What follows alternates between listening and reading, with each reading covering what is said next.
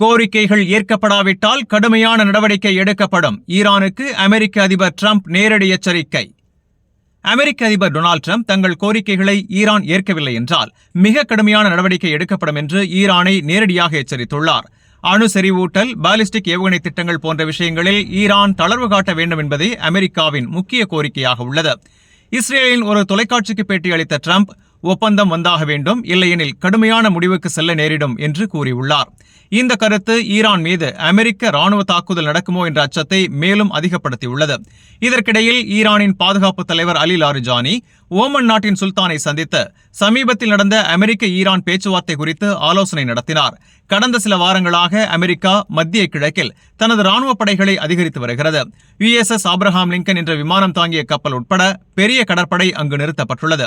மேலும் இன்னொரு விமானம் தாங்கிய கப்பலையும் அனுப்ப டிரம்ப் திட்டமிட்டு வருகிறார் என்று தகவல்கள் வெளியாகியுள்ளன. இந்த ராணுவ குவிப்பு காரணமாக ஈரான் மீது அமெரிக்க தாக்குதல் எப்போது வேண்டுமானாலும் நடக்கலாம் என்ற பயம் பிராந்திய நாடுகளில் உருவாகியுள்ளது.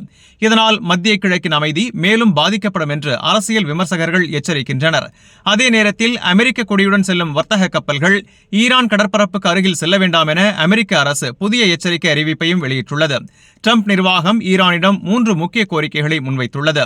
யுரேனியம் செறிவூட்டலை முழுமையாக நிறுத்த வேண்டும், பிராந்திய ஆயுத குழுக்களுடன் உள்ள தொடர்புகளை துண்டிக்க வேண்டும், பாலிஸ்டிக் ஏவுகணை கையிருப்பை கட்டுப்படுத்த வேண்டும். ஆனால் ஈரான் அரசு தங்களின் அணு திட்டம் சிவில் மின்சக்தி தேவைக்காக மட்டுமே என்று தொடர்ந்து கூறி வருகிறது. இதனால் அமெரிக்கா ஈரான் மோதல் எந்த திசையில் செல்லும் என்ற கேள்வி உலக அளவில் பெரும் எதிர்பார்ப்பை ஏற்படுத்தியுள்ளது. இந்த செய்தி உங்களுக்கு பயனுள்ளதா இருந்தா வீடியோவை லைக் பண்ணுங்க, உங்க கருத்தை கமெண்ட்ல பதிவு பண்ணுங்க. மேலும் வளைகுடா மற்றும் உலக செய்திகளை உடனுக்குடன் பெற Gulf 360 நியூஸின் தமிழ் சேனலை சப்ஸ்கிரைப் பண்ண மறந்துடாதீங்க.